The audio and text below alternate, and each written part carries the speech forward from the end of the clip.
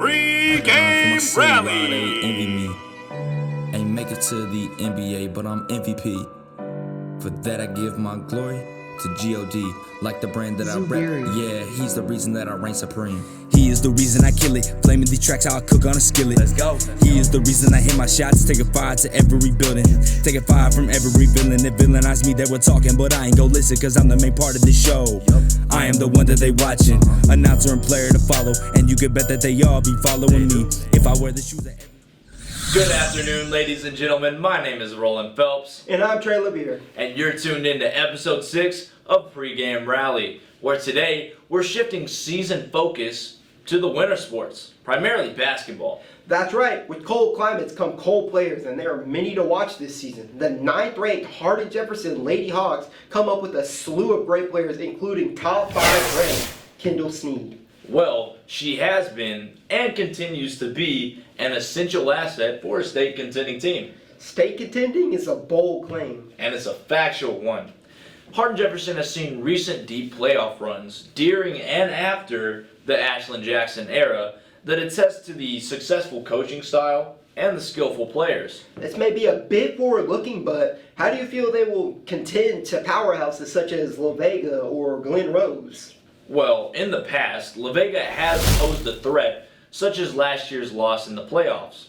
However, these are winnable games. That game against La Vega was only a 4-point loss. So that begs the real question, are these girls ready for the crucial in-game moments? Well, the depth of this team consists of a lot of young players with a lot of raw talent, but they're led by senior Tulane commit Kendall Sneed. Being a senior, she is no stranger to the moment of a crucial game. Well, another integral part of the team is senior Cassidy Riley, who was side by side with Kendall throughout the whole process, and she solidified herself as a staple perimeter defender who can quickly get out onto the break or start one herself.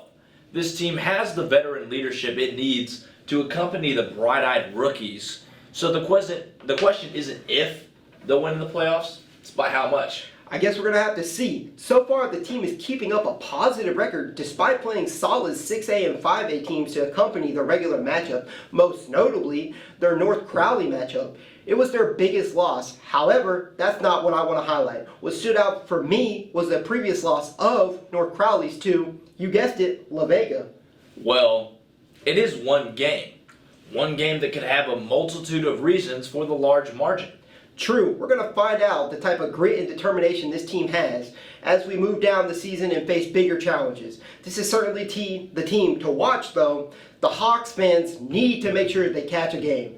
The next home game being next Tuesday. That is true. When we come back, we will discuss the trials and tribulations of an almost entirely different Hardin Jefferson boys basketball team and how they looked in the midst of the Aransas Pass tournament. Welcome back to Pregame Rally.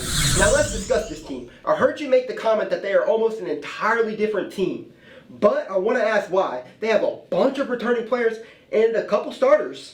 Well, when you watch this team and how they play and also who they rely on, it's evident that it's a new team despite it not being really a completely new roster, right? Yeah.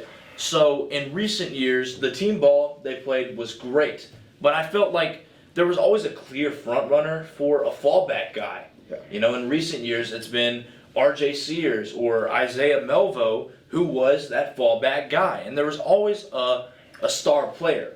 However, recently, specifically this year, it feels like there isn't one star player, but it feels like that the star power is a bit more spread out among players like Braden Marshall or Jeremy Johnson or Wyatt Samea. Well, with the recent addition of players like Quez Jones and Landon Souders, it does seem like this team has despite being a younger, full depth chart of skillful, mature players. Judah Wheaton was recently added back to the roster as well, and he definitely made an impact in the previous game. However, in that game, it seemed there was a star player in Wyatt Samea. He scored just about the first 10 points by himself. I noticed that as well. But another thing I noticed is as the game got progressively faster, it was harder for them to find him or even harder for him just to get into his spot. That's not to say, though, that he doesn't get any buckets because he does make some of the more crucial shots. recently. Last year in the Huffman game, in the last couple of minutes, he was one of the more crucial players. But I wouldn't place him as the star player, but I would go as far to say that he's a star player, you know? Yeah.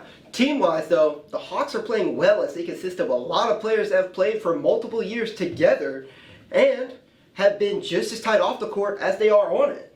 And speaking of playing well, as of now, the Hawks are 2-0 in pool play at the Aransas Pass tournament, and they're looking to secure a third win today. How do you feel about their chances in that tournament? Well, HJ is one of the heavy hitters going into that bracket. Along with other winners such as Aransas Pass and Elise High School, with Aransas Pass, they win by solid margins such as the Robstown or Zapata games. Right. So that will definitely be one of the tougher matchups. With Alice, the team was pretty good record as well, but they seemingly can't hang with tougher teams. So it'll be interesting to see if they will pose a challenge for the Hawks or if the Hawks would just surpass them.